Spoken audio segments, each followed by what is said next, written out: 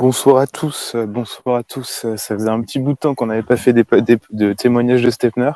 Je viens de me rendre compte que c'était pas le bon numéro dans le titre du Space, on est au 10e.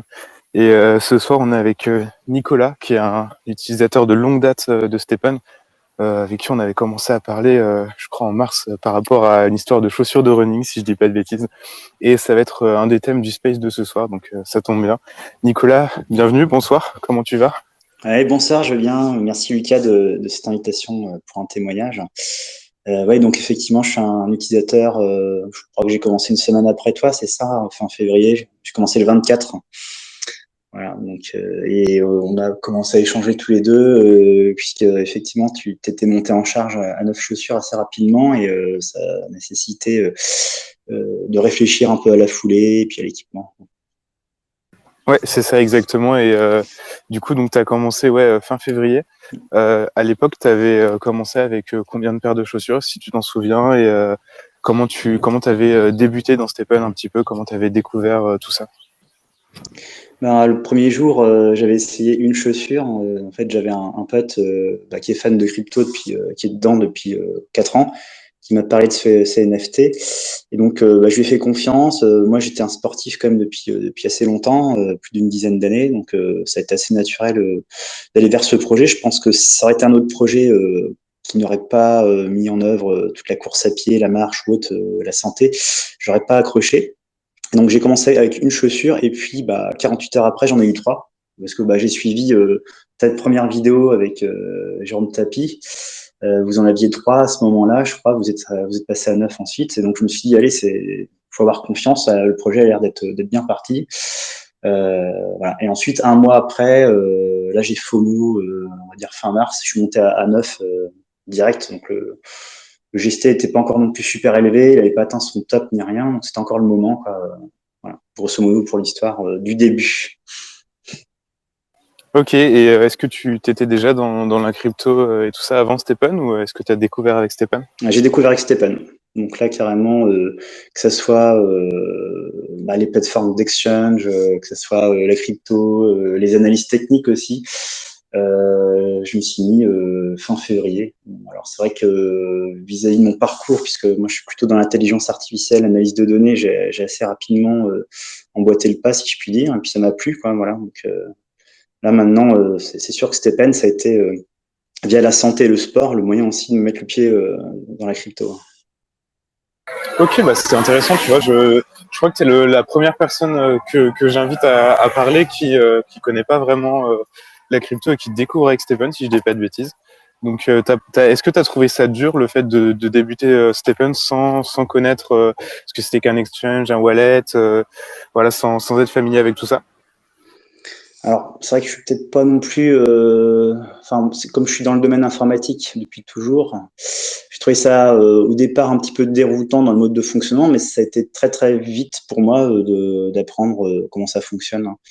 Bon après, faut voir aussi que mon pote qui était dessus depuis 4 ans, il nous a pas mal formés. On a eu des petites visios le soir et ça a été assez rapide, quoi. Mis à part peut-être 2 3 conneries à des moments, mais bon, voilà, comme tout le monde. Ok, ouais, c'est sûr que ça aide du coup d'avoir quelqu'un qui s'y connaît et de pas découvrir tout seul aussi, ouais, c'est sûr, forcément. Ok, bah c'est cool. Donc tu as commencé avec 3 chaussures et ensuite tu es monté à 9. Et est-ce que tu as réussi à choisir une sneaker bah, je dirais de bonne qualité dès le début? Comment t'as réussi à sélectionner tes sneakers au début? Et, est-ce que tu as toujours gardé les mêmes ou est-ce que tu as changé un petit peu? Alors au début, un peu comme toi, je crois, je me suis un petit peu trompé.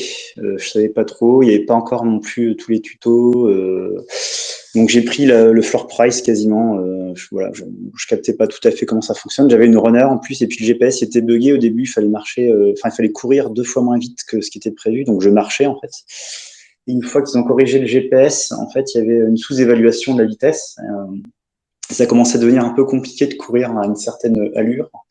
Donc, je sais pas si vraiment je me suis trompé, mais j'ai dû m'adapter en tout cas dans une application bêta aux nouvelles évolutions. Et j'ai essayé la Walker, mais là c'était trop lent. Et ensuite je suis passé sur le Jogger et je suis vraiment, je suis toujours à fond sur les joggers en fait. Ok, cool. Ouais, bah c'est vrai que pour le coup, il y avait vraiment ce bug-là au début qui était bien galère. Et oui, c'est vrai que j'avais presque oublié qu'il existait, tu vois. Et chaque fois qu'on fait un space avec des anciens, on en parle. Et du coup, je vais arrêter de rappeler ce que c'est, mais c'est vrai que c'était galère et ça a forcé pas mal de gens à passer d'une runner à une jogger ou une walker. Donc ouais, forcément, ça nécessite des ajustements, on va dire. Et du coup, cette jogger-là, donc c'est une jogger common, c'est ça? Et est-ce que t'aurais les stats en tête? Est-ce que tu utilises toujours la même aujourd'hui? Alors là, par contre, moi, je suis quelqu'un qui est sauté de chaussure en chaussure. En fait, dans le même concept que le home staging pour revendre une maison un peu plus chère, en fait, bah, je faisais du shoe staging, c'est-à-dire que bah, je l'améliorais et je la revendais plus cher que le coût de l'amélioration à chaque fois. Donc, ce qui fait que mes améliorations à l'époque, vu que le floor price montait, bah, elles étaient financées par ma revente. Donc, j'ai beaucoup sauté de chaussures. Je me rappelle plus de ma première chaussure. J'ai dû en avoir, je sais pas, changé d'une dizaine de fois. Ok, ouais, d'accord, ok. Et du coup, là, tu continues de faire cette stratégie-là actuellement, ou est-ce que tu t'es stabilisé sur une chaussure? C'est plus possible en fait là.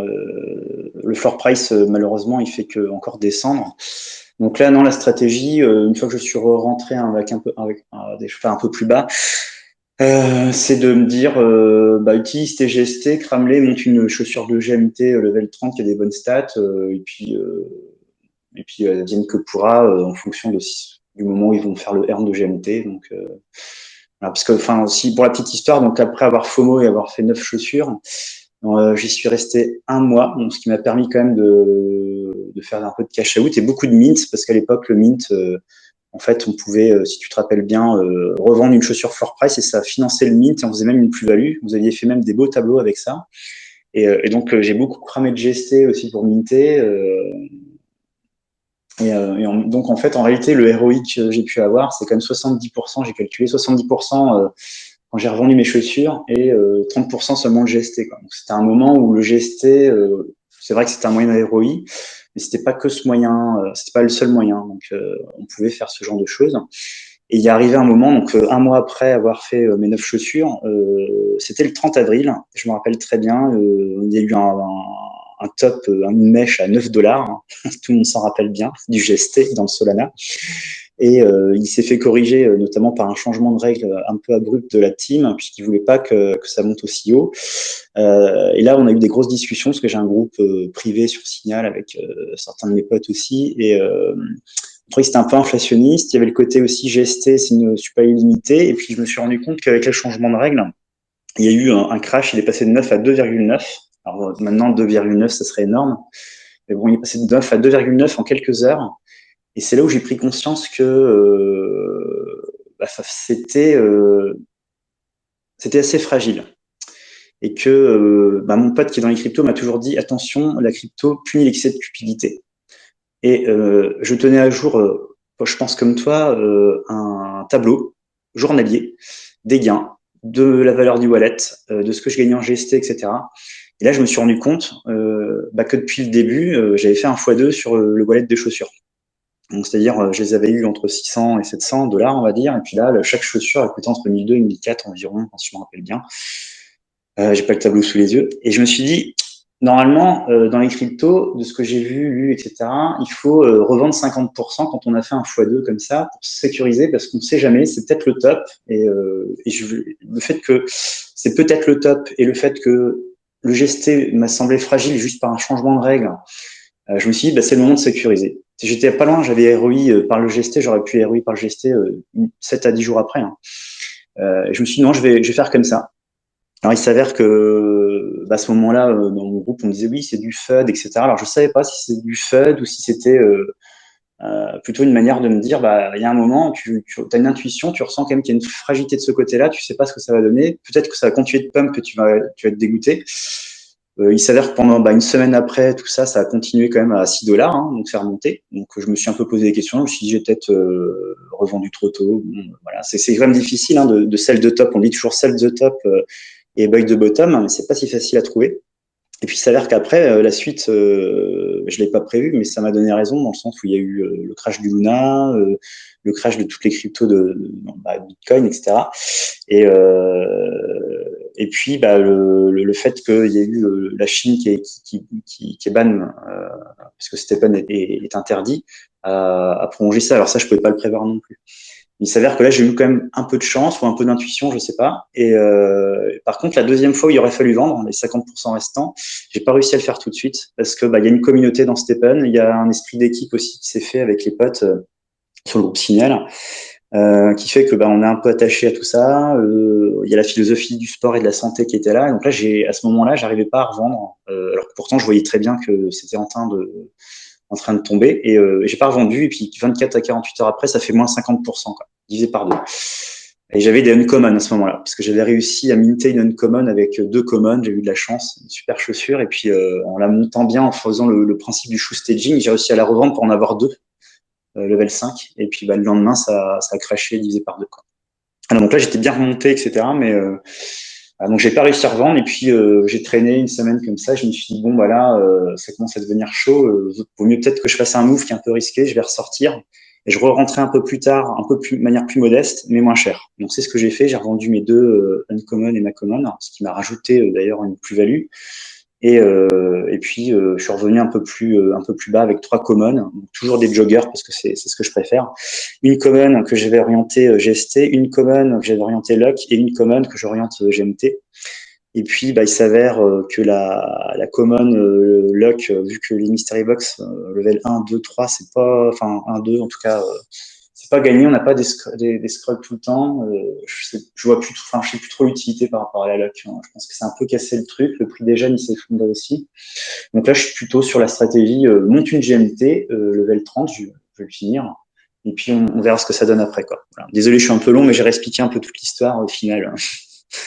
Ok, non, c'est super justement. Alors, du coup, j'ai des tonnes de questions. Déjà, premièrement, c'est que tu as réussi à avoir le recul de comment dire, de sentir qu'on approchait à un moment vraiment d'euphorie extrême et de justement penser, enfin avoir le déclic de se dire qu'il serait peut-être temps d'agir pour se prémunir d'une baisse et le fait d'avoir eu ce recul-là, c'est admirable. On va pas se mentir, hein.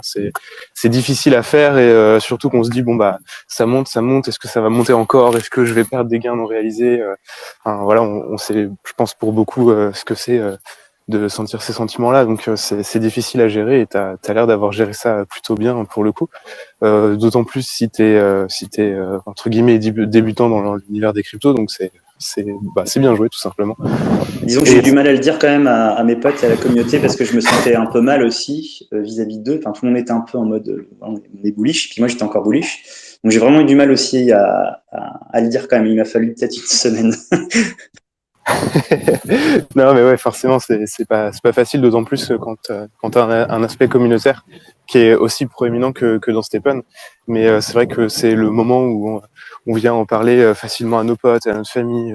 On se dit, bah tiens, mais vas-y, si tu veux, je te montre et tout, tu vois. En plus, je fais tant de gains par jour et tout. Et ça, à partir du moment, en fait, c'est un truc que j'ai appris pas à mes dépens parce que j'ai pas eu de perte de ce côté-là, mais un peu dans le dur, c'est à partir du moment où vous avez envie de montrer votre portfolio à vos proches, c'est que il commence à être temps de prendre ses profits et de commencer à vendre parce que c'est vraiment enfin voilà, moi c'est pour moi en tout cas ça a été un signe de top de mon côté, donc faites-en ce que vous voulez, hein, mais c'est quelque chose que j'ai remarqué. Et donc ensuite tu nous as expliqué un peu du coup ta stratégie là, c'est assez marrant. Je connaissais pas le concept de home staging, mais du coup j'arrive bien à imaginer ce que c'est avec l'image de Stéphane, et c'est vrai que c'est pas bête de l'avoir fait. J'avoue que j'y ai pensé et j'avais remarqué il y a quelques semaines que il y avait un gros gap de prix entre les chaussures niveau 19 et niveau 20, et ce gap il était supérieur de largement beaucoup, je crois que c'était même dans l'ordre de 3 fois le prix du level up en GST entre niveau 19 et 20. Alors, je sais pas si j'étais clair, mais en gros pour passer de niveau 19 à 20, il faut 80 GST si je dis pas de bêtises, et des GMT je sais plus. Enfin bref, il faut un certain nombre de GST et de GMT. Et sur la marketplace, la différence de prix entre les chaussures de niveau 19 et de niveau 20 était largement supérieure à ce prix en GST, en GMT, et donc de l'ordre de 3 fois. Donc j'avais pensé à le faire. sans vraiment le mettre en place parce que je sais pas. En vrai, je sais pas, j'aurais peut-être dû le faire. Mais voilà, et c'est marrant parce que du coup, on avait déjà eu une personne qui faisait un peu ce que tu disais là, c'est-à-dire de changer de chaussures régulièrement pour faire de la revente, etc. Et c'est quelque chose, j'ai jamais pensé vraiment à faire ça de mon côté. Je me suis vraiment concentré sur le fait de trouver la meilleure chaussure que je pouvais et de la conserver et de l'améliorer le plus possible. Mais c'est vrai que pour le coup, ça se tient comme stratégie et c'est tout à fait valable. J'avais juste pas pensé de mon côté vraiment, plus dans l'optique de garder une seule chaussure. Et donc là, actuellement, du coup, ce que t'expliquais, c'est que tu as revendu petit à petit ton stock de sneakers jusqu'à arriver à zéro. Et ensuite, tu as attendu un petit peu que ça continue de baisser parce que malheureusement, on n'est pas dans la phase de marché la plus propice à une hausse des projets crypto. Et du coup, tu es re-rentré avec trois sneakers. Donc une Luck, une GST, une GMT. Et donc ta sneaker GMT là, est-ce que t'as fini de la monter où est-ce que t'en es là-dedans par rapport à ta sneaker GMT? Alors pour la sneaker GMT, je suis à level 20 là. J'ai lancé la level 20. Par contre, j'ai le stock de GMT nécessaire pour monter à la level 30. Voilà, là, j'y vais tranquillement. C'est juste le temps en heure. J'accélère pas. Après, avec un ami, on réfléchissait aussi. Tu parlais de revente de chaussures. On a quand même la level 30, c'est 9 sols. Hein. Alors que ma level 19, elle est à 3,2 sols en ce moment. Hein. J'ai regardé tout à l'heure, avec un sol à 32,80 à peu près dollars. Donc il y a vraiment un facteur assez important. Alors c'est pas 3, mais presque. Donc il y a aussi la question qui se pose de revendre le level 30. Le truc c'est que là j'hésite un peu plus parce que c'est quand même long en temps, même pas en GST ou en GMT, c'est très long en temps quand même, sauf si on booste. Donc Oui, c'est une vingtaine de jours à la louche pour monter niveau 30. Si on optimise vraiment à la minute près, c'est une vingtaine de jours. Donc oui, c'est vrai que c'est super long. Excuse-moi, je t'ai coupé. Voilà. Ouais, pas de souci, pas de souci. Voilà, après, si je suis rentré aussi, c'est que bon, même si c'est un peu plus bas, je me dis que il y a quand même eu un potentiel. Ce projet, c'est le premier Move to Earn, et il a une communauté assez importante. Et je me dis qu'il peut rebondir, il peut passer le bear. S'il passe le bear, ça peut repartir en mode boule. Donc, ce serait un peu dommage d'avoir conservé aucune chaussure, quoi. Sachant qu'avec 3 chaussures, quand ça se passe bien, Stephen, déjà, on fait un bon mois. Hein, donc, voilà. Ouais, totalement, totalement. Et c'est vrai que j'ai ressenti un peu comment dire, cette envie de sortir et c'est l'effet bear market, hein, tout simplement, hein, de se dire bon bah c'est fini, machin. Mais c'est vrai qu'en tant qu'ambassadeur déjà c'est difficile et en tant qu'investisseur c'est un projet vraiment qui me tient à cœur. Enfin, je pense que vous avez pu le voir sur Twitter. C'est un projet qui me tient à cœur et je me voyais pas. En fait, j'ai revendu aucune chaussure. Enfin, j'ai pas fait de vente massive comme tu l'as fait toi, même si c'est vrai que ça aurait été peut-être une décision sage. Mais voilà, j'ai continué je continue d'utiliser Stephen en me disant en comptant sur le fait que ça continue de survivre au bear market et qu'on arrive jusqu'à la prochaine phase bull, alors que ce soit dans quelques mois ou dans un an ou plus, le plus tôt sera le mieux évidemment, mais voilà, j'espère vraiment que Stephen pourra survivre au bear market et il l'avait mentionné, ils ont de quoi tenir en théorie pour survivre à un marché comme ça. Donc en théorie, il n'y a pas de raison plus que ça qu'il y ait un effondrement de Stephen. Hein. Il y a toujours des développeurs qui travaillent dessus, il y a toujours des nouvelles choses qui arrivent. Hein. Il y a le nouveau royaume qui va arriver, etc. Donc voilà, il y a toujours des bonnes raisons d'être bullish sur le projet malgré la phase de marché. J'espère ne pas me tromper dans ce que je dis. Et voilà, donc petite digression de mon côté. Du coup, par rapport à ta chaussure là, du coup, ta chaussure principale, c'est celle que tu joues tous les jours, c'est ta chaussure efficience, c'est ça? Ta sneaker Ouais, efficience? j'ai une chaussure efficience à level 19 parce qu'au-delà, ça coûte trop cher et ça rapporte plus tant que ça en GST. Donc 19, ça suffit pour alimenter les level up. Voilà. Et puis de temps en temps, je fais quelques conversions GMT, mais ça vaut pas énorme, donc je le fais pas très souvent non plus. Là, j'essaye plutôt d'avoir des box et d'avoir des scrolls pour pour avoir du GMT, le revendre, avoir du GMT, parce que le mint rapporte pas assez. Et puis pareil pour cramer les 5 chaussures pour upgrader, c'est pareil, c'est à perte. Donc bon voilà. Donc pour le moment c'est plutôt vraiment j'essaie de choper du GMT. J'en ai acheté quand il était un peu plus bas aussi. À des moments il y avait des mèches. pour être sûr de pouvoir up jusqu'au level 30 si vraiment j'arrive plus à ni vendre le scrolls ni à reconvertir le GST. Voilà, c'est pour sécuriser. Mais bon, voilà. Après, sinon, en termes de philosophie, tu disais aussi, oui, tu étais bullish du projet, t'as pas revendu les chaussures. Et moi, je peux comprendre aussi ça parce que moi, je courais avant. Stéphane, j'ai couru pendant, je courrai encore après. Donc là, je me suis dit, bah aussi, de toute façon, ça fait partie de mon agenda. Je cours 3 à 4 fois par semaine. Donc, bah, autant que je prenne l'appli et que je cours avec, quoi. Ça veut dire, je perds rien, je me force même pas, quoi. Donc, voilà, il y a ce parti-là aussi, cette partie-là santé et sport qui est importante. Et ils l'ont rappelé, la team, hein, que c'est super important, quoi. Ouais, évidemment, c'est vrai que tu as raison, et c'est le cas pour beaucoup de gens. Alors pour le coup, moi, je suis un peu tombé dans le syndrome de la trainer, c'est-à-dire que tu te dis, ouais, j'ai une chaussure où je peux marcher les jours de repos et puis courir les autres jours, et au final, tu te retrouves à marcher plus souvent qu'à courir. Mais c'est vrai que beaucoup de gens qui utilisent Stephen couraient avant et courront toujours après l'application ou enfin après le bear market.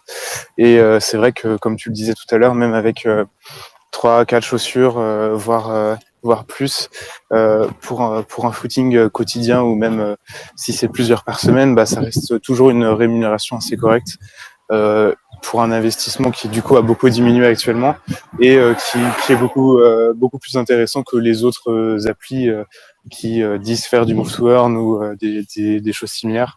Donc c'est sûr que ça reste intéressant au prix actuel. Et du coup, tu parlais de Mystery Box et de Scrolls. De mon côté, j'ai des Mystery Box niveau 4 et niveau 5 quand je fais des 125% comme ce soir. J'ai eu un seul scroll uncommon depuis la mise à jour dans une Mystery Box niveau 5 que j'ai ouvert tout à l'heure. Donc autant te dire que je suis obligé de les acheter à la marketplace. Toi, de ton côté, tu avais l'air d'en avoir un peu plus des scrolls. Alors j'aimerais bien que justement tu nous parles un peu de ta stratégie par rapport à la lock et au Mystery Box.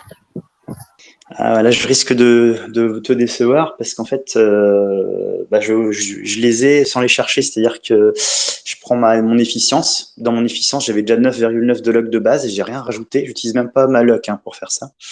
Et généralement, j'ai mes scrolls, non même pas dans la MB2. J'ai des scrolls dans la MB1 et des scrolls de niveau 1.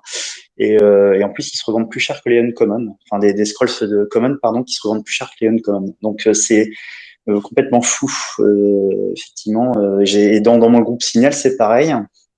J'ai un ami qui a réussi à avoir des scrolls avec des mystery box qui sont pas forcément très élevés. Donc c'est un peu bizarre. On n'a pas encore très bien compris. Je regarde pourtant les stats sur le document de Crit, mais voilà, je n'ai pas encore tout à fait capté. C'est un peu bizarre. Hein. Oui, c'est sûr. Bah, pour la différence de prix, je pense que c'est tout simplement lié à l'offre et la demande. Et comme il y a beaucoup plus de possesseurs de common, et je m'inclus là-dedans, par rapport à des Unco, bah, vu que la demande est beaucoup plus élevée, les prix sont tirés vers le haut, forcément. C'est même si les prix continuent de chuter aussi, hein, parce qu'il y a quelques jours, le Scrolls Common était autour de 7 ou 8 GMT, il me semble, et puis là, on en est autour de 4, si je dis pas de bêtises. C'est quelque chose comme ça, l'ordre de prix. Donc même, c'est toujours l'effet bear market de toute façon. Mais ok, c'est vrai que pour le coup, c'est un peu aberrant de me retrouver avec des Mystery Box niveau 4, d'avoir aucun scroll et bref, d'être obligé d'en acheter sur la marketplace pour minter, alors que le mint est déjà plus profitable. C'est un peu aberrant. Et comme tu parlais aussi tout à l'heure de l'amélioration de sneakers sur lesquels j'ai fait un thread il y a pas longtemps, c'est pas profitable. Je sais que perso, moi, je vais le faire simplement pour avoir mon ticket de loterie pour le 3e royaume et pour avoir ma trainer Unco que j'attends depuis des années et que je vais enfin pouvoir avoir, même si c'est pas rentable.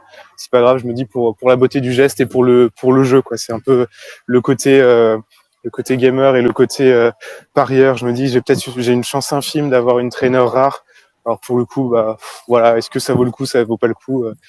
Quand j'avais fait les calculs la dernière fois, j'étais en perte de 400 $ sur l'amélioration, mais bon, bah, je vais quand même essayer de le faire histoire de dire que je l'ai fait. Et puis voilà, ce sera sûrement le seul que je ferai jusqu'à ce que ça redevienne rentable, si ça redevient rentable un jour. Mais voilà, toi, de ton côté, du coup, tu restes à 3 sneakers et t'as pas essayé cette mécanique là d'amélioration. Alors en fait, ce que j'ai pas dit aussi au mois de mai, c'est que on croirait qu'au mois de mai j'ai juste à jouer puis un peu arrêter. En fait, j'ai beaucoup cramé de GST, parce que je me suis dit c'est bon, j'ai ROI maintenant, j'ai plus peur, j'y vais quoi à fond. Donc j'ai tenté des mints en hybridant une unco avec une co et au final ça me fait juste claquer des tokens et je sais pas, dans les 1000 dollars finalement quoi, pour rien. Donc j'ai tenté tout ça, j'ai tenté tous ces mécanismes là qui incluent la chance. Et tout le mois de mai j'ai joué au final et je me rends compte que le mois de mai j'ai pas fait grand chose. Donc je sais pas, j'étais un peu refroidi, mais voilà, j'ai quand même réfléchi à cramer 5 chaussures. J'ai fait mes calculs et à me dire je pourrais être listé, etc. Faut sacrément de la chance. Je me dis voilà, est-ce que je peux pas plutôt conserver ce que j'ai pour le moment fait en plus-value supplémentaire et attendre qu'on reparte en boule pour retenter des choses. Mais bon, voilà, ta stratégie est tout à fait louable aussi, parce que déjà d'une part, tu participes au burn de GST, tu participes à la communauté, voilà, moi je t'envoie toute la chance possible et j'espère que tu vas réussir à avoir cette traîneur, voilà. Je te remercie. Ouais, bah forcément, enfin voilà, c'est mathématiquement pas rentable. Là, c'est vraiment plus le côté gambling qui m'attire. De la même façon que depuis la baisse du GST, alors je te poserai la question après de comment tu t'y prends toi, mais je sais pas si tu avais suivi de mon côté, je sortais mes investissements, mes gains sur Stephen. 90% de mes gains sur Stephen, je les sortais chaque semaine. Depuis la baisse, j'ai totalement arrêté ça puisque ça devient, alors, entre gros guillemets, hein, dérisoire par rapport à ce que c'était il y a quelques mois. Et comme je l'ai déjà dit, psychologiquement, c'est dur de revendre des chaussures que j'ai mintées pour 700, 800 dollars autour de 200 dollars en équivalent Solana. C'est dur pour moi. Donc, ce que je me suis dit tout simplement, c'est que en fait, en ce moment, je vois vraiment Stephen comme un jeu parce que j'ai ROI, parce que j'ai pris des profits. Euh, en fait, je profite de l'appli enfin, vraiment comme un jeu, comme si le GST n'avait pas de valeur en monnaie fiduciaire en fait. Et j'ai fait beaucoup d'améliorations de gemmes. J'ai ouvert mes mystery box un peu plus tôt. Voilà, là, je suis en train de prévoir un announcement de sneakers. Donc je suis quasiment full gemme niveau 3 sur ma sneaker principale. Il manque plus que l'efficience sur lesquelles j'ai pas eu de chance du tout. Mais voilà, j'ai joué un peu la chance et j'ai un peu testé des mécanismes que j'avais pas du tout essayé plus tôt dans l'appli parce que c'était vraiment quasiment, alors pas la première fois, mais j'avais dû faire 3 ou 4 améliorations de gemmes avant de m'y mettre vraiment là sérieusement. Au final, j'ai brûlé mon stock je crois que j'avais 25 gemmes d'efficience niveau 1. Je devais en avoir autant en luck et en résilience. Du coup, j'ai fait mes petites upgrades, je me suis un peu amusé avec ça. Et c'est vrai que c'est un petit côté addictif aussi, tu vois, c'est sympa d'avoir la petite mécanique où t'as ta gemme niveau 3 qui apparaît, etc. Donc bon bah je prends le truc comme ça et je me dis que avec un peu de chance ça aura plus de valeur dans le futur et puis bah sinon j'aurais perdu quelques GST et c'est pas la fin du monde et encore une fois c'est pour moi parce que je suis dans la situation dans laquelle je suis, c'est-à-dire que j'ai fini mon ROI et que j'ai pris quelques profits et donc je suis pas frustré de faire ça, même si j'aurais préféré que Stephen ne perde pas sa valeur comme c'est arrivé et que j'aurais préféré simplement continuer de prendre mes profits. Donc voilà, c'est difficile comme situation. Toi, de ton côté, Nico, tu as essayé un petit peu les mécanismes de burn de gemmes puisque tu avais pas mal de sneakers avant, donc tu as dû obtenir quelques gemmes quand même. Est-ce que tu as essayé de les améliorer ou est-ce que tu les as revendus sur la marketplace? Qu'est-ce que tu as fait avec tes gemmes en gros? Alors pour le moment, moi les GST, je les utilise plus pour upgrader les 3 chaussures que j'avais rachetées. Donc pour le moment, ils ont servi à ça. Donc je les ai pas cash out, hein, c'est comme toi, parce que de toute façon, ça sert à rien vu le prix dérisoire. Et puis vu que j'avais ROI aussi, je peux faire joujou et puis tenter le coup de monter ma mineuse de GMT. En ce qui concerne les gemmes, donc comme tu l'imagines bien, tu me poses la question, j'ai réfléchi aussi. Et là, ce que j'ai fait, c'est que comme je suis dans l'informatique, j'ai programmé un petit script Python qui me simule en fait les fusions en fonction des probabilités et puis du coup en GST, du coup en GMT, du coup à l'achat aussi si jamais on récupère pas assez de gemmes. Et avec ces simulations-là, j'ai mis un horizon assez important, ce qui simule un nombre d'essais voilà, qui permet de voir, de dégager un peu la loi statistique, de passer de 1, 2, level 2, level 3, level 4. Et je me suis rendu compte que, comme dans les casinos, c'est le casino qui gagne. Donc, mais voilà. Donc, je me suis dit, est-ce que je peux tenter puis me retrouver parmi les gagnants, parce que quand même, il y a une probabilité assez importante de monter level 3, hein. Ou alors, est-ce que je vais être dans les échecs critiques et là, je vais être dégoûté. Donc là, de nouveau, c'est pareil. Je me suis dit, bah, pour le moment, ma priorité, c'est de monter, en level, mes chaussures. Donc, j'ai utilisé mon GST pour ça. Et peut-être plus tard, bah, je tenterai quand même le coup quand j'aurai atteint mon plan et mes objectifs pour pas trop me disperser par rapport à ça, quoi. Donc voilà, j'ai plutôt fait un peu le geek là sur le coup. J'ai programmé un peu des simulations pour voir ce que ça donnait, pour voir si ça valait le coup. Mais voilà, c'était pas très engageant et ça me sortait un peu de mon plan initial et j'aime pas trop sortir de mon plan principal, sachant que je pense que c'est quand même le plus sûr de monter une GMT aujourd'hui. Ouais, je suis d'accord avec toi, hein. C'est sûr que c'est clairement du gambling, hein, enfin voilà, c'est totalement aléatoire. Est-ce que tu peux nous en dire un peu plus, hein, sur les statistiques que tu as réussi à dégager de tout ça, si tu as les chiffres en tête là actuellement, ou est-ce que voilà, tu as des tendances qui se sont dégagées par rapport au nombre de gemmes niveau 1 qu'il faut en moyenne pour obtenir une gemme niveau 3, ou des choses un peu comme ça qui pourraient être intéressantes? Alors c'était pas en fonction du nombre, j'ai plutôt regardé en dollars. À chaque fois, je convertissais en dollars et je traçais une distribution, c'est-à-dire que je voulais voir la part des personnes qui pouvaient dépasser une plus-value de un sol, par exemple. Alors je dis que c'était en dollars, mais en fait c'est en sol que je calculais. Et en gros, il y avait quand même plus de 50% des gens qui pouvaient faire une plus-value de un sol. Mais en fait, il fallait un wallet assez important au départ, c'est-à-dire que tu avais intérêt quand même à pouvoir racheter du gemme pour pouvoir le fusionner et avoir assez de GST pour le faire assez vite, quoi. En fait, c'est comme une martingale, hein, ce genre de choses, sauf qu'il n'y a pas de stratégie de martingale. Mais en gros, plus ton wallet de départ est important pour alimenter le processus, plus tu peux faire une plus-value, sauf que cette plus-value, elle est mince. C'est comme si tu mettais, je sais pas, t'investissais 15 sols et t'en gagnes un, quoi. Et c'est très rare d'en gagner beaucoup plus, quoi. C'est une très petite proportion de la population qui va gagner 2 à 3 sols de plus-value à la revente, hein, je parle à la revente. Alors que, au final, bah, t'as les autres 50%, faut pas les oublier, qui vont être plutôt proches de zéro, voire un petit peu en négatif de pas grand chose. J'avais vu 0,2 sols, je crois, et j'avais fait les tests pour les efficiences. Moins 0,2 sol, et puis une partie où il y a des échecs critiques, elle est infime, mais ça peut arriver où c'est là carrément tu perds 3 sols, quoi. Voilà. Donc j'ai vu ça, je me suis dit, moi je suis pas quelqu'un qui a beaucoup de chance non plus, j'ai pas envie de jouer avec ça pour le moment, voilà. Bon, je m'étais arrêté sur l'efficience et j'aurais pu lancer les autres également, mais plus ça coûte cher, plus le gemme coûte cher à l'entrée, plus tu peux faire une plus-value effectivement importante, mais plus aussi tu peux faire un échec critique important et perdre. Donc voilà, c'est vraiment la version au risque de chacun et de ce qu'on est prêt à perdre ou pas, quoi. Ok, bah c'est super intéressant. Pour le coup, j'avais fait un petit tableur Excel beaucoup plus simpliste, hein, de mon côté, mais en prenant en compte le prix des gemmes niveau 1 ou niveau 2 pour upgrade du niveau 3 avec la probabilité d'obtenir la gemme enfin de niveau supérieur, etc.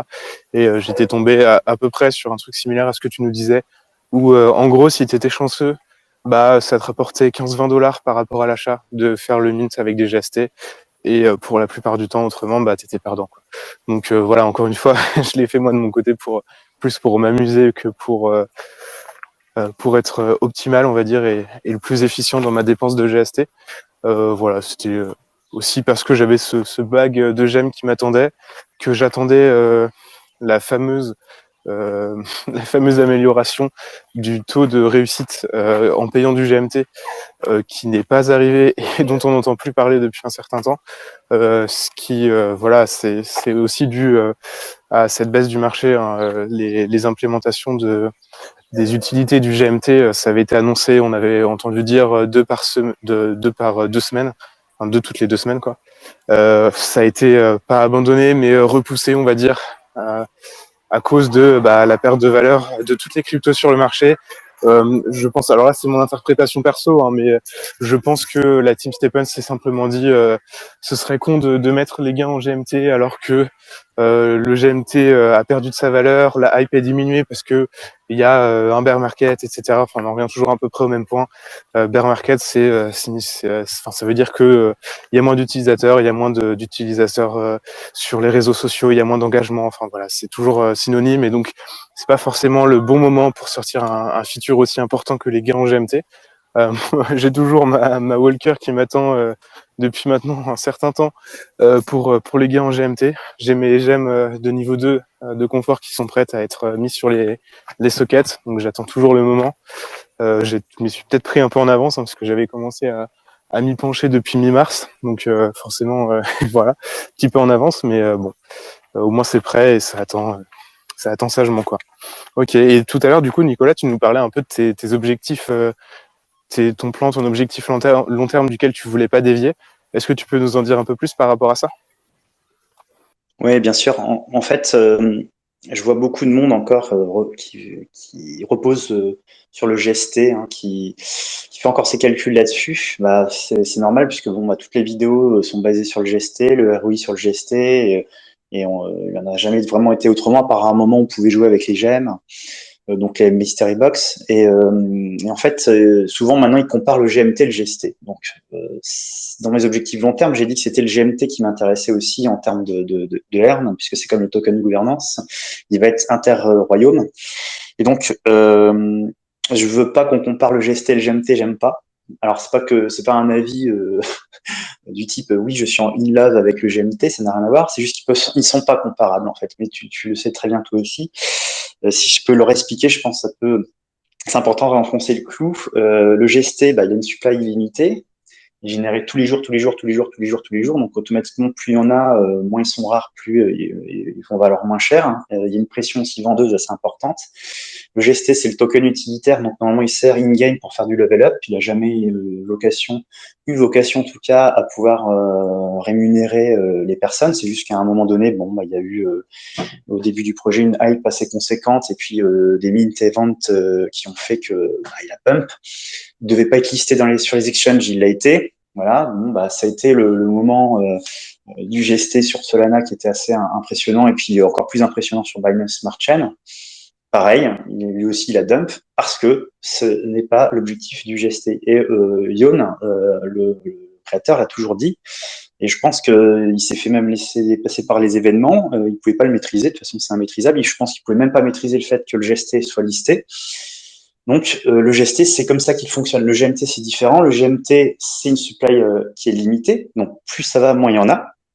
Et ils ont dit notamment qu'ils donneraient la possibilité de earn le GMT à partir du moment où 13% auraient été burnés. Donc, on n'en est pas encore à 13%. J'avais fait un certain calcul en fonction de comment du burn journalier. J'avais calculé 120 jours, mais c'était déjà il y a à peu près 20-30 jours. Donc, bon, on verra. Je ne veux pas savoir, enfin, je n'ai pas envie de préconiser ni de faire de calcul de prévision sur quand est-ce qu'ils vont lancer le earn.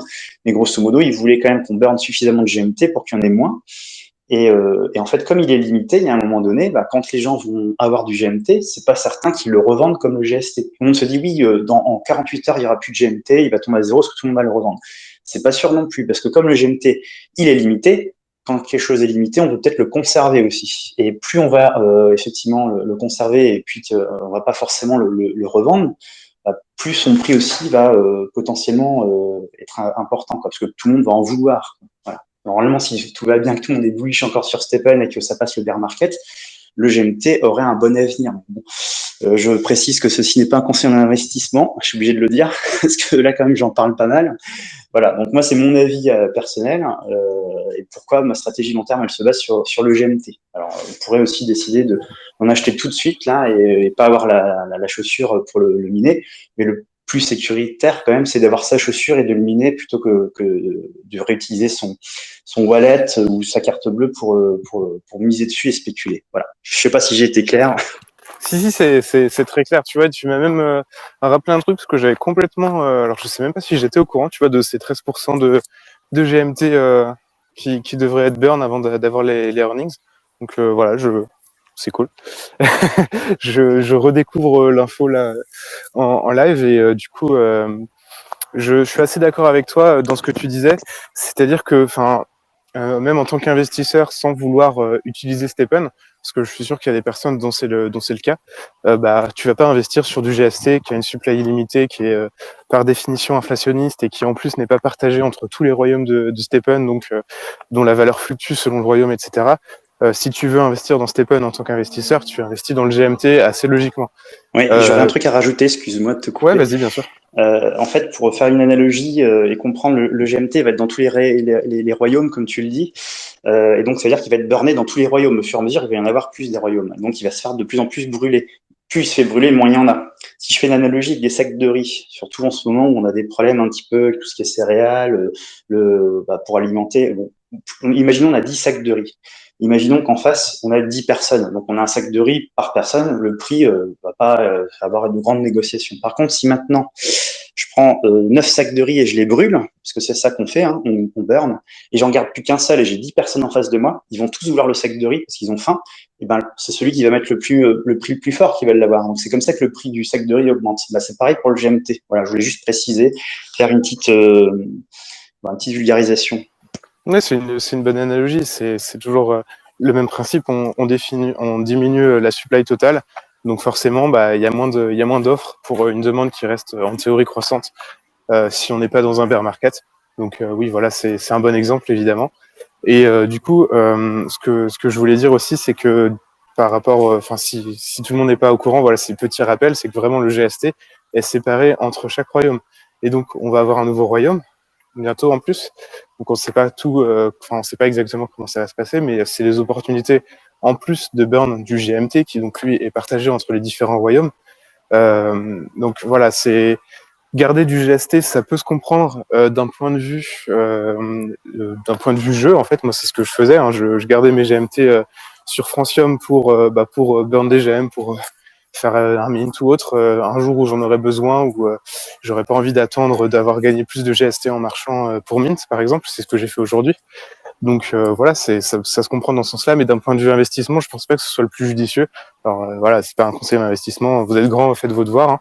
Hein. C'est pas à vous de, enfin vous avez pas besoin normalement d'influenceurs pour vous dire quoi faire. Bien que je me considère pas vraiment comme un influenceur, mais bref, c'est un autre débat. Donc voilà, oui, c'est sûr que le GMT c'est un peu le endgame et un peu tout ce que les joueurs les plus aguerris de Stephen attendent. Reste à voir si avec une chaussure common, il y aura de quoi tirer des gains corrects, puisque on le sait que ce sera un montant fixe de GMT qui sera gagnable par jour, et donc ce sera la personne avec le plus de confort qui pourra en avoir le plus en termes de proportion. Donc faudra voir faudra faire le petit calcul entre marcher 1 heure pour son GST ou marcher 1 heure pour son GMT, voir ce qui est le plus rentable. Et sachant que il y a des gens qui préparent des sneakers rares pour gagner du GMT avec des gemmes niveau 5, et il y en a plus que ce qu'on peut le penser, je pense. Donc voilà, je suis dans cette situation-là aussi avec une common pour les gains en GMT, mais ouais, c'est vrai que quand j'y réfléchis, j'ai un peu de doutes en me disant que avec mon maximum 150 de confort sans gemme, et puis enfin voilà, les gemmes, ça permet quand même une bonne amélioration. Hein, voilà, je me fais pas dire ce que j'ai pas dit, mais ça reste limité par rapport à une common ou une rare qui, par définition, aura beaucoup plus de points d'attribut qu'une common. Hein. Une rare, c'est 2 fois plus par niveau. Donc forcément, ça limite les chances qu'on a avec une common. Toi, je t'ai pas posé la question, mais j'imagine que c'est des commons, les trois sneakers que t'as repris là, les 3 jokers que t'as. Oui, à mon grand regret, c'est vrai que je suis revenu sur de la common, parce que c'est pareil, toujours sur qu'est-ce que l'on est prêt à remettre, quelle est la version risque et, qu'on a par rapport au risque, comment on pense que Stephen peut reprendre aussi. J'étais pas prêt, enfin j'avais une uncommon qui était prête pour le GMT, je te l'avais même montré d'ailleurs à un moment qui était super. Donc c'est vrai que j'ai toujours ce regret de me dire ah là là, je l'ai pu, bon parce que après c'est vrai que quand on repasse sur une uncommon, c'est une autre dimension, même en GST. Hein. Mais là, aujourd'hui, peut-être que je le regretterai plus tard, mais c'est vrai que je suis plutôt sur, je tente le petit coup sur la common, et je suis d'accord avec toi. Ça va peut-être pas être suffisant à terme, surtout s'il y a des gens qui ont monté des rares, qui sont, voilà, mais bon, ils l'ont fait en connaissance de cause, et puis voilà, ils ont peut-être pas forcément la même version RIS, ils ont peut-être pas le même wallet, ils ont, voilà. C'est chacun, chacun le fait aussi comme comment il le sent par rapport à ça. Donc, toi, si tu as une common là-dessus pour le moment, c'est vrai que je comprends que tu te poses aussi la question, mais savoir comment toi aussi tu t'es prêt à ou pas à réinvestir, parce que là, c'est pas le GST qui va te permettre pour le moment de récupérer un peu plus fort. Voilà. Ouais, c'est ça. Et puis tu soulèves un point intéressant, c'est-à-dire que c'était déjà assez risqué de parier en avance sur les gains en GMT comme on l'a fait. Ça l'est encore plus de se dire bon bah quand les gains en GMT seront là, en fait il y aura trop de gens avec des Unco ou des rares, ce qui fait qu'avec ma common je pourrais pas gagner. Du coup je vais revendre ma common pour acheter une Unco et repasser les niveaux. Et voilà, c'est pour le coup c'est encore plus incertain et encore plus risqué. Mais alors là puissance 10 000 quoi. Donc pour le coup, je vais totalement rester avec ma Walker et je pense que c'est pas forcément la meilleure période pour faire des moves risqués sur Stepen. Donc voilà, de mon côté, je vais rester avec cette Walker là sans aller chercher plus loin et sans trop me préoccuper puisque je pense que de toute façon, on en a encore pour quelques mois avant l'implémentation du GMT et là encore une fois, c'est mon interprétation perso et je peux très bien me tromper, mais je pense pas que ça va arriver tout de suite. Et je pense pas que ce soit possible d'anticiper à l'avance ces gains-là quand ils seront implémentés et comment les joueurs réagiront, avec quel type de chaussures, avec quel gemme, etc. Je pense que c'est plus se créer un FOMO, c'est s'auto-FOMO. Voilà. Donc c'est dur à prévoir. Je pense que déjà le fait d'avoir une common de prête, c'est déjà pas mal et ça montre une certaine volonté de vouloir comment dire avancer dans le jeu et avoir sa stratégie prête en avance. Bon, voilà, je suis rentré un peu en avance pour le coup, mais ça m'a permis de revendre quelques chaussures avec des sockets de confort. Donc voilà, il n'y a pas de regret vraiment de mon côté. Voilà, donc j'ai pas trop d'autres questions là pour l'instant. Je suis en train de réfléchir. Est-ce que tu as d'autres éléments que tu voudrais aborder par rapport à Stepen? Parce qu'on avait prévu aussi de parler un petit peu de chaussures de running, donc on peut passer à ça éventuellement. Est-ce que tu as d'autres éléments dont tu voulais parler par rapport à Stepen là Non, bah si, pour conclure, moi, ce que je pourrais dire par rapport à Stepan, c'est que bah, je l'ai déjà dit tout à l'heure, mais si je suis orienté, c'est que je pense que quand même il y a un potentiel assez important de rebondir. Ils ont quand même vécu des périodes difficiles avec des erreurs. Ils en tiennent compte. On est en plein bear market. C'est une communauté solide. Voilà, pour moi, c'est pour ça que je pense, voilà, je fais confiance à Stepan et j'y reste pour le moment avec ouais, plutôt un sentiment positif quand même pour la suite et on va voir quand ça va repartir en boule, hein, comment ça va se passer. Voilà. Ouais, je suis totalement d'accord avec toi et c'est vrai que c'est aussi les difficultés d'être innovateur dans un nouveau domaine, hein, parce que le Move to Earn avant Stepen, ça n'existait pas. Il y a des projets qui existaient avant et qui s'appellent maintenant Move to Earn pour la hype qui est autour de ça, mais pour être tout à fait franc, bah si on veut être si on veut faire preuve d'honnêteté intellectuelle, c'est Stepen qui a démocratisé le nom et qui a vraiment apporté tout l'engouement autour de des Move to Earn, tout simplement. Je veux dire, si Stepen n'avait pas eu le succès qu'il a connu il y a quelques mois, il n'y aurait pas tout un tas d'autres applications qui seraient en train de naître et de s'appeler Move to Earn aujourd'hui, avec des roadmaps qui commencent Q4 2021, mais qui en fait pas vraiment. Donc voilà, c'est les difficultés d'être le premier projet, de faire face à un bear market au mauvais moment. Enfin voilà, il y a beaucoup de conditions difficiles, mais faut pas oublier qu'il y a quand même des personnes solides dans la team de Stepen, qu'il y a des réorganisations, qu'il y a des remises en question qui sont fréquentes. Donc faut garder ça en tête, faut garder la vision long terme aussi en tête, puisque le GST perd de sa valeur, mais on sait jamais où est-ce qu'il ira dans le futur. Il est passé de 2 dollars quand on a investi nous, il est monté à 9 dollars, il est redescendu bien plus bas ensuite, mais on savait pas. Quand il était à 9 dollars, on savait que ça redescendrait très probablement, mais on savait pas à quelle cible. Il est resté un petit moment entre 6 et 4, 3 dollars. On savait pas que ça redescendrait plus bas, donc c'est impossible de prévoir le futur.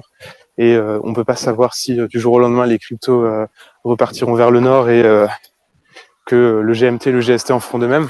Et bon, bah, c'est secrètement ce qu'on souhaite un peu tous, hein, je pense, mais c'est pas hyper réaliste. Donc voilà, faut garder la vision long terme, faut garder le côté santé qu'il y a derrière Stepen aussi.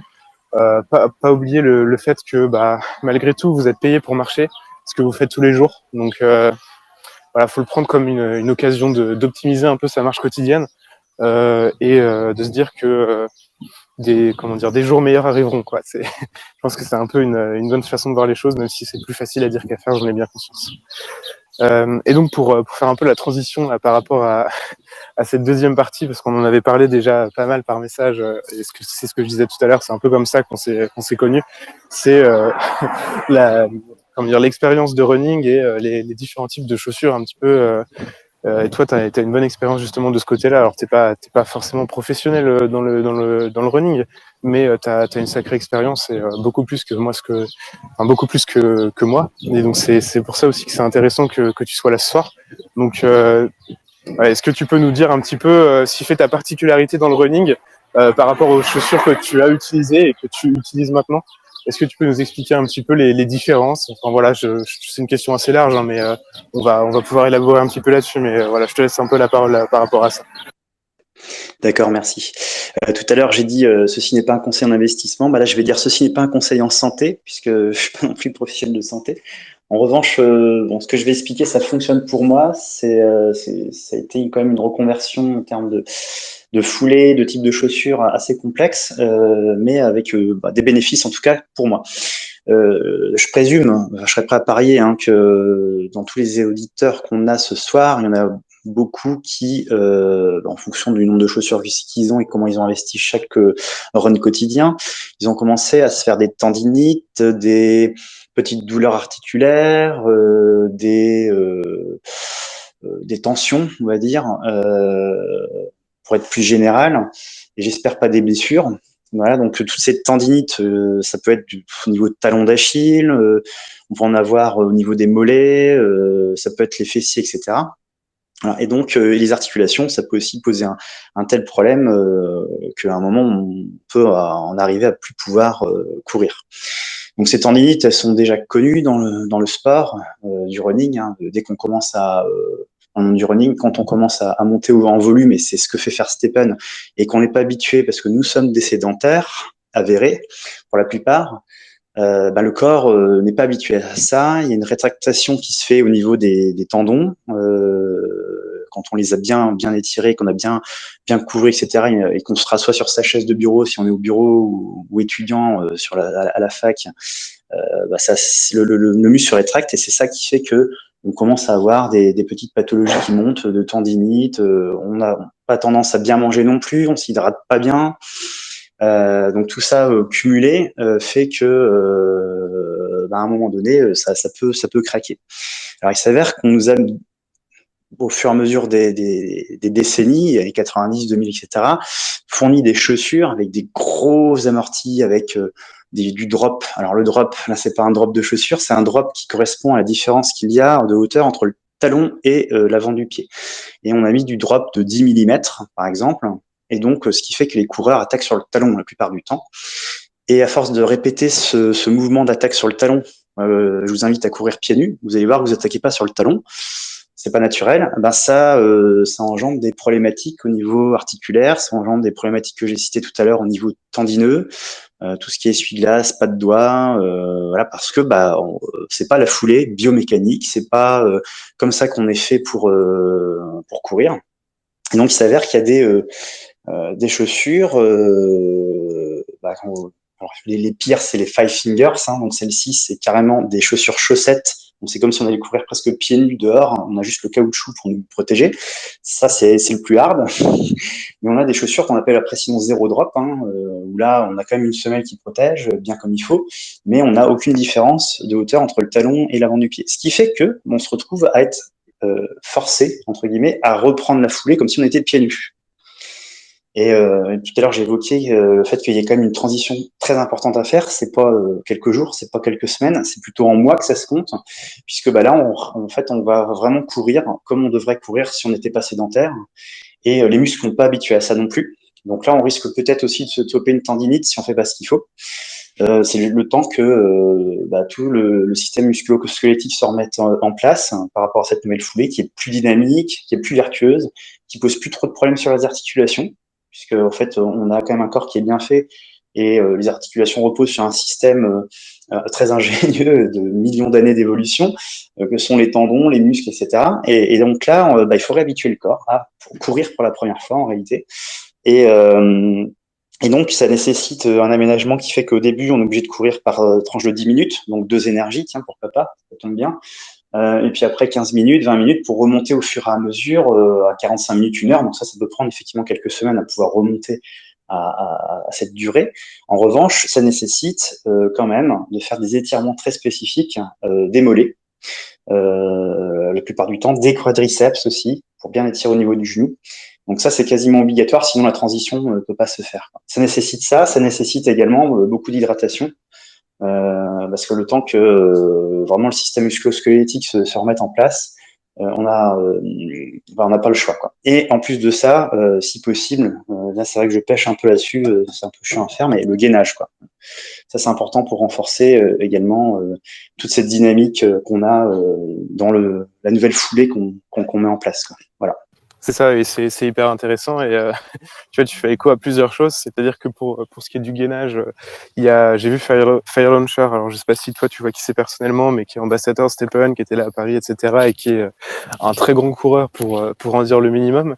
Enfin, en termes de quantité, je veux dire, qui conseillait justement à Crit, puisqu'il court assez régulièrement, de justement bien travailler son gainage pour avoir des muscles profonds qui soient toniques et qui permettent un bon maintien pendant la course, et pas de se balader à droite à gauche, d'avoir les épaules qui partent dans tous les sens, et de commencer à s'effondrer de fatigue, mais de fatigue pas musculaire au niveau des jambes, mais musculaire au niveau du tronc et de la posture en général lors de la course.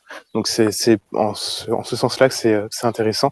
La deuxième chose qui me fait sourire là-dedans, c'est que je suis en train de marcher avec des Ultra Boosts qui sont par définition l'opposé de ce que tu viens de ce dont tu viens de nous vanter les bénéfices, tout simplement, avec une grosse semelle bien moelleuse et qui sont super agréables pour marcher, c'est sûr. Et en plus de ça, je cours avec des chaussures, je les ai mis en photo il y a pas longtemps, qui ont un drop important. Alors je sais plus si c'est 10 ou 12 millimètres, mais voilà, c'est un peu encore une fois l'opposé de ce que tu viens de nous décrire. Et c'est vrai que je me suis vu conseiller ça en magasin de running. Et je pense que c'est pas forcément adapté aux débutants aussi, hein, de courir avec des chaussures zéro drop, parce que forcément ça demande un minimum de connaissances et de recul sur la pratique de la course, ce que beaucoup de débutants n'auront pas forcément. Je pense que c'est plus un truc qui est assez avancé, à moins de venir au running par cette porte-là, parce que je sais que pour en avoir parlé avec toi, notamment que tu avais commencé avec des chaussures comme celles que je viens de décrire moi, et que tu as fait la transition vers des chaussures zéro drop. Tu peux nous en parler, c'est un petit peu de comment tu es venu à arriver vers des chaussures zéro drop, et voilà, combien de temps ça t'a pris, est-ce que c'était difficile, etc. Comment tu t'y es pris, combien de temps, etc. T'as fallu pour t'habituer à ces nouvelles chaussures, ce nouveau type de running, mais si tu nous en as déjà un petit peu parlé tout à l'heure. Disons que jusqu'à, on va dire, 30, 32 ans, la trentaine, quoi, j'avais aucun problème. Je pouvais courir avec ce que je veux, faire ce que je veux, manger ce que je veux, boire ce que je veux, peu importe si je m'hydrate ou pas, si je m'étire ou pas. Voilà, et je courais avec ces chaussures-là parce qu'effectivement, on me les avait conseillées dans une boutique aussi.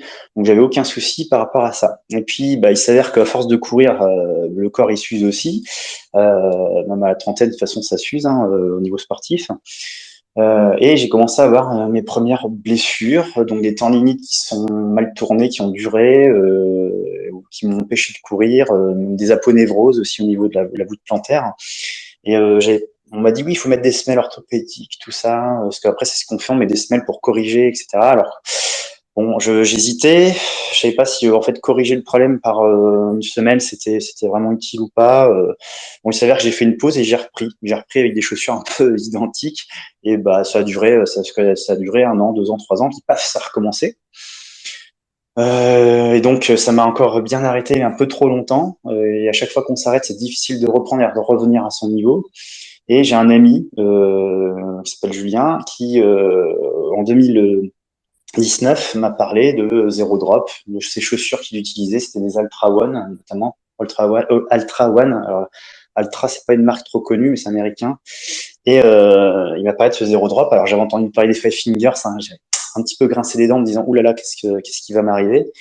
Et en fait, il m'a envoyé un programme où en fait il fallait juste augmenter sa fréquence de course à pied, mais pas la durée au début. C'est-à-dire on court des 10 minutes. En fait, c'est Stepen. Hein. En gros, on fait du Stepen, on a une chaussure, on fait 2 énergies tous les jours et on s'habitue au fur et à mesure. Donc au début, j'ai douillé. La transition était difficile. Hein. Les 2 talons d'Achille qui ont commencé à être douloureux, les mollets devenaient durs, c'était extrêmement difficile, même pour 10 minutes. Je vous invite à essayer de faire 5 à 10 minutes comme ça sur une course sur l'avant du pied.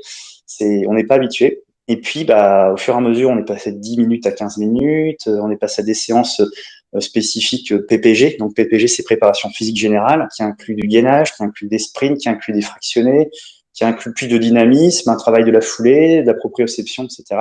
Et puis après, on va dire, je dirais, ça a pris quand même la première fois 6 mois pour que je sois bien à l'aise, hein, quand même, et que les douleurs commencent à disparaître. Là, j'ai commencé à être à l'aise et à dépasser mes objectifs même, voilà, à reprendre comme il fallait. Et j'ai plus aucune douleur du genou, plus aucune douleur nulle part, ni articulaire, ni tendineuse, ni rien. Et c'est un véritable bonheur. Et aujourd'hui, on est en 2022 et j'ai pas de soucis, plus de soucis par rapport à ça, quoi. Voilà. Ok, donc là j'ai quelques questions qui me viennent un petit peu, tu vois, parce que moi ce qui m'a fait, pour marcher, mais pour courir aussi, venir des chaussures avec des semelles imposantes, c'est le côté confort. C'est-à-dire que t'es vraiment à l'aise, en tout cas pour la marche, pour de la course plus aussi. Euh, c'est vraiment confortable. Est-ce que justement dans ces chaussures zéro drop, il y a quand même une semelle. Donc est-ce que c'est une semelle qui est plutôt rigide ou qui est plutôt voilà douce à l'amorti quand tu poses le pied? J'imagine que ça doit dépendre un petit peu des marques et des modèles, mais est-ce que tu aurais une réponse à me donner de ce côté-là? Enfin, est-ce que c'est vraiment une semelle rigide comme une paire de Vans ou est-ce qu'il y a vraiment une différence de courir dans des chaussures qui sont vraiment faites pour? En fait, l'avant de ce chaussure-là, il est très large pour que ça soit bien tes orteils qui fassent leur job. Donc, en réalité, je pense que le confort, il vient pas du tout de la semelle, il va venir plutôt de ton propre ressort naturel qui va se mettre en place au fur et à mesure. Mais sinon, elle est rigide. Voilà, elle est quand même assez dure. Hein. C'est ce qui d'ailleurs permet aussi après un certain dynamisme, une relance, mais qui va venir par ton propre corps à toi en fait. Voilà, donc ça c'est une chaussure à zéro drop. C'est vrai que c'est un peu raide, mais généralement quand on veut commencer à descendre, il propose plutôt du 3 mm où on peut avoir plus de confort. On peut commencer à courir si on veut faire des sorties longues dans les 15-20 km. Voilà, on puisse le faire sans trop non plus sentir le bitume, quoi. Ok, ouais, c'est cool. Et puis c'est assez drôle parce qu'on voit que cette problématique-là, elle se pose pas que en running, puisque je regardais un peu par hasard cet après-midi une vidéo par rapport à cette problématique-là, mais en musculation en fait, puisque c'est une question qui revient aussi. Est-ce que je mets des chaussures de ville? Est-ce que je fais ça pieds nus? Est-ce que je prends des chaussures d'haltérophilie, etc. Donc il y a des avantages à chacun, mais pour faire court, c'est vrai qu'en musculation, c'est mieux de privilégier des chaussures plates ou d'haltérophilie par rapport à des chaussures de running pour la stabilité. Là, tout à l'heure, tu parlais du ressort naturel. Bon, voilà, c'est principalement le mollet qui permet ça. Donc, c'est vrai que c'est assez intéressant et ça me donne presque envie de m'y pencher de mon côté.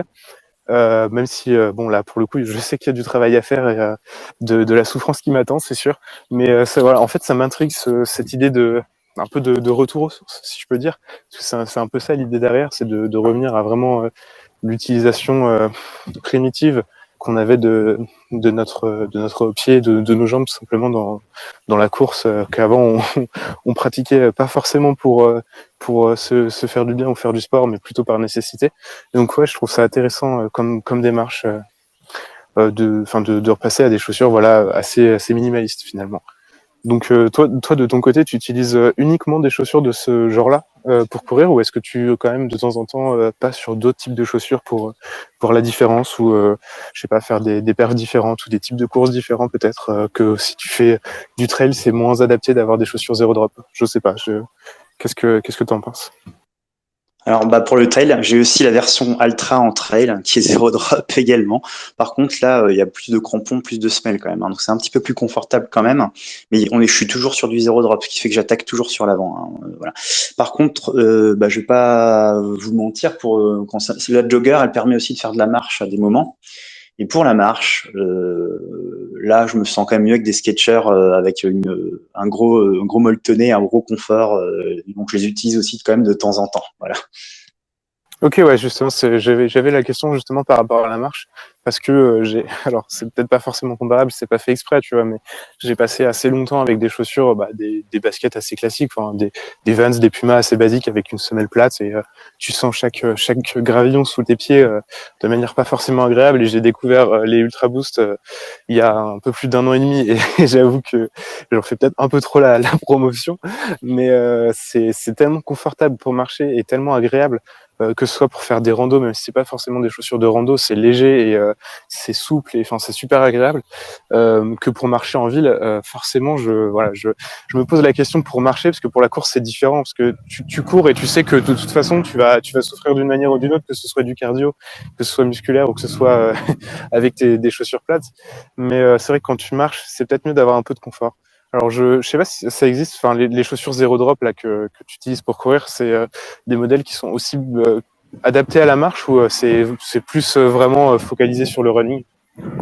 Alors pour la marche, je m'y connais un peu moins là-dessus. Par contre, je sais que j'ai un pote justement dans mon groupe Signal.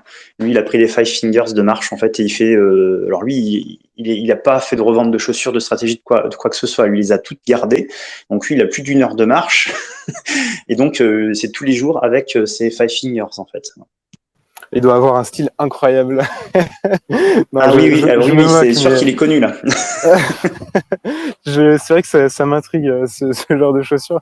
Je sais pas si j'oserais sortir avec ça, pour être honnête, mais ça doit être une expérience particulière, on va dire, de marcher avec ça.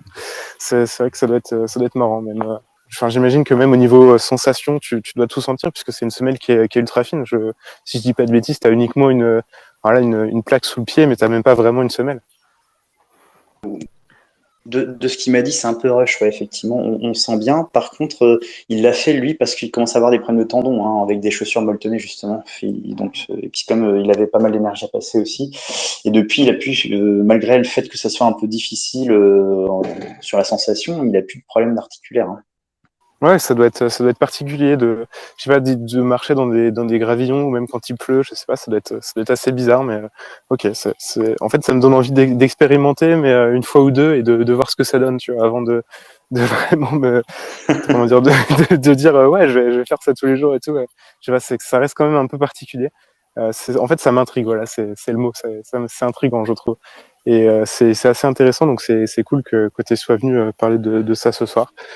J'ai plus particulièrement de questions non plus par rapport à ça, donc je pense que on va pouvoir clôturer gentiment. J'approche de ma fin de marche Steppen. En plus de ça, donc je faisais un petit 125% ce soir. J'espère que je vais choper une Mystery Box bleue, une petite niveau 5. Je te le Euh, souhaite. Normalement, avec 15 énergies, ça devrait être suffisant, parce que j'ai du coup des gemmes niveau 3 de luck maintenant. Je suis à presque 100 avec ma sneaker common, ce qui est pas mal, hein.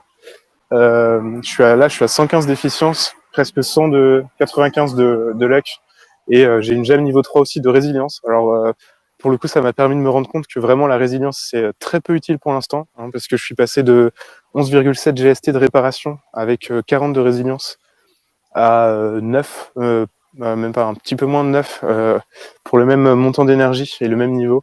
Avec plus de 70 de résilience. Donc vraiment, voilà, si vous aviez besoin d'un exemple concret, vous l'avez. Sinon, de toute façon, vous avez les statistiques précises. Hein, vous savez où les trouver sur Step Stats. Mais la résilience, vraiment, c'est pas à privilégier. Ça explique Juste un bien truc, pourquoi. Ouais. en fait, pour le moment, ça ne l'est pas.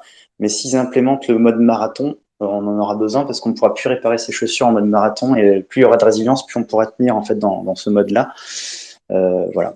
C'était juste si Ouais, jamais ils évidemment. l'implémentent. Ouais, Hein. bien sûr. Bien sûr, c'est sûr. Et ça, c'est dans le white paper depuis le tout début, si je dis pas de bêtises.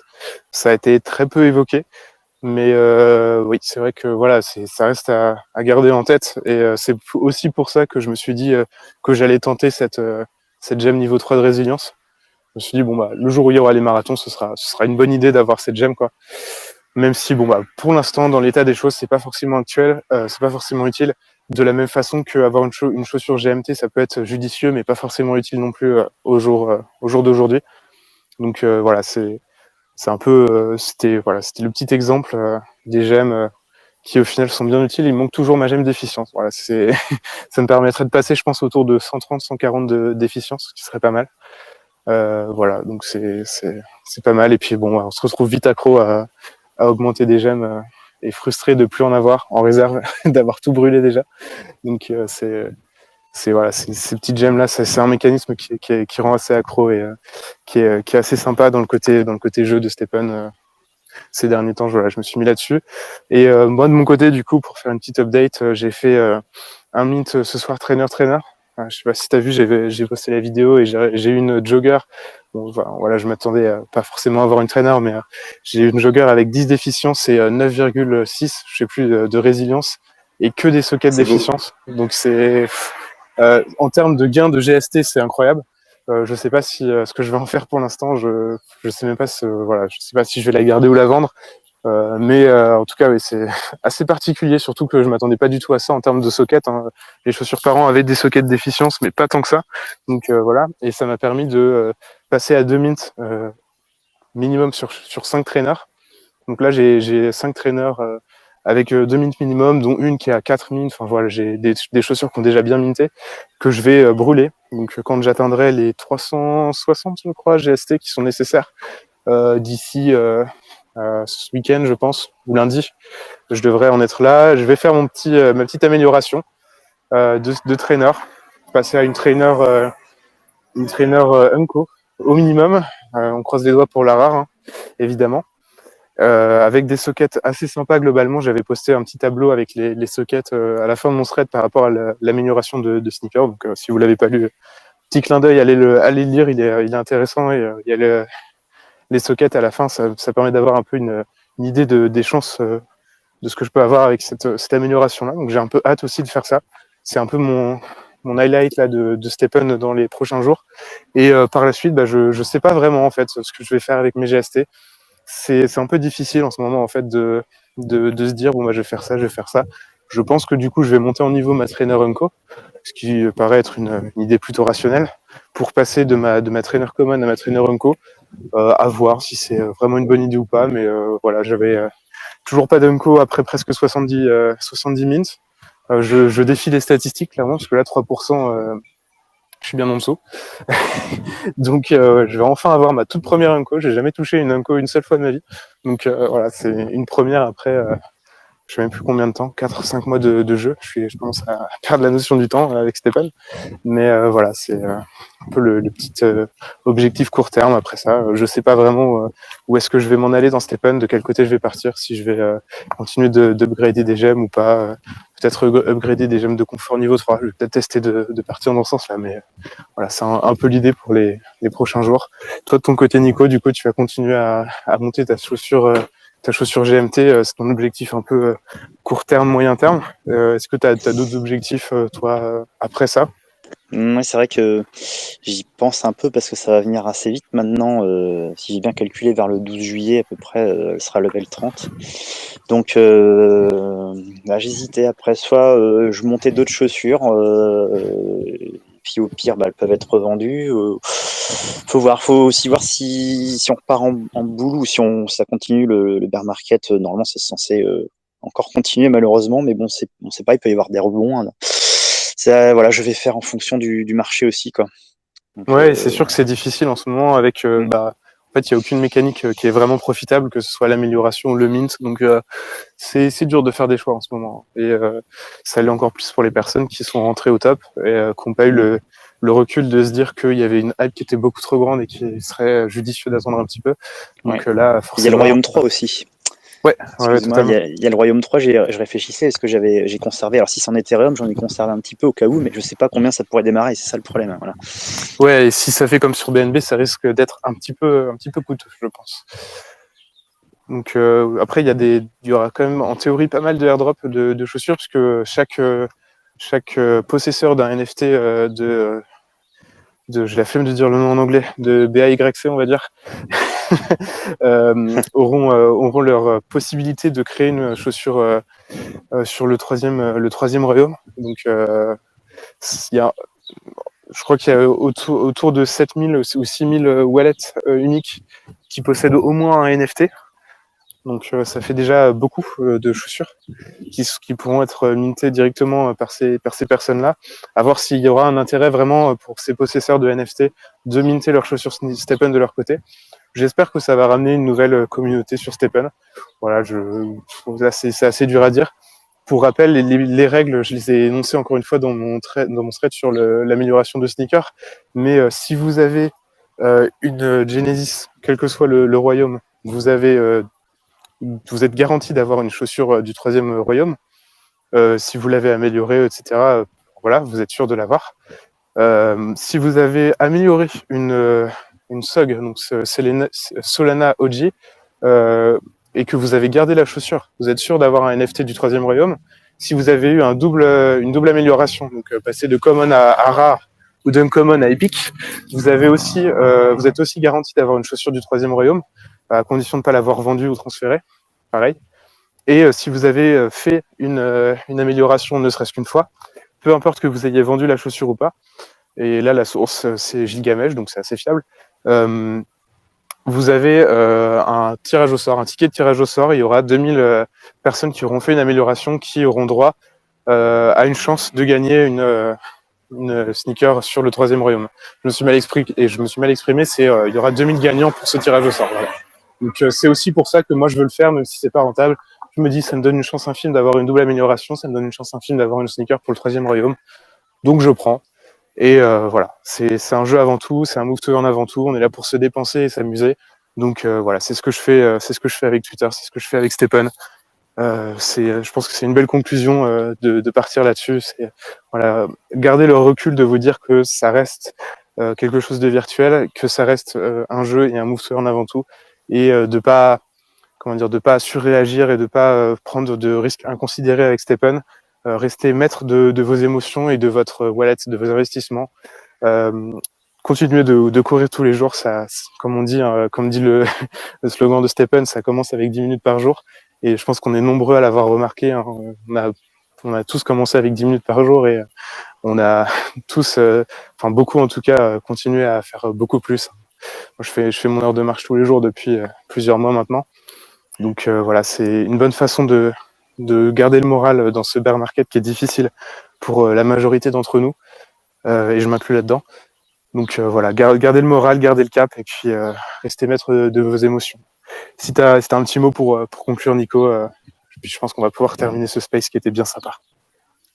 Mais c'est sûr que ça va être difficile de mieux conclure que ce que tu as fait, mais tu as totalement raison. Hein. Moi, si tu veux, c'est vrai qu'il y a une chose que j'ai pas dit, c'est que j'avais quand même à un moment donné, c'est de diversifier, c'est-à-dire voir d'autres move to earn, en tester. Voilà, donc j'ai testé Vulcan par exemple, ça m'a vite pris la tête. Bon, après chacun il y en a qui aiment bien, il y en a qui sont restés. J'ai regardé Bike Crush aussi, mais j'ai pas été convaincu, c'était un peu bizarre. Step Up, voilà, tous les concurrents j'ai un peu regardé et au final je reviens quand même sur STEPN. Donc effectivement, c'est une appli qui est bien faite.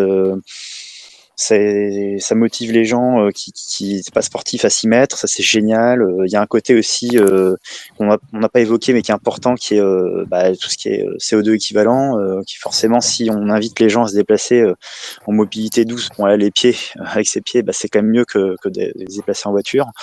Donc il y a toute cette philosophie quand même derrière qui est pour moi importante et que je retrouve pas forcément chez les concurrents. Voilà. Ouais, je suis tout à fait d'accord. Je viens de terminer mon run. J'ai ma petite Mystery Box niveau 5. Je vais dropper un petit code d'activation. Bravo. Je te remercie.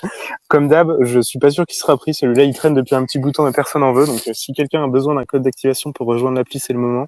Le code, c'est 34 61 34 25. 34 61 34 25. Et on va finir ce space sur ces doux mots. Je vous souhaite une bonne soirée. Continuez de marcher. Gardez le moral malgré le bear market. Je sais que c'est pas facile. Et puis, des bisous. Hein. Salut. Bonne soirée à tous.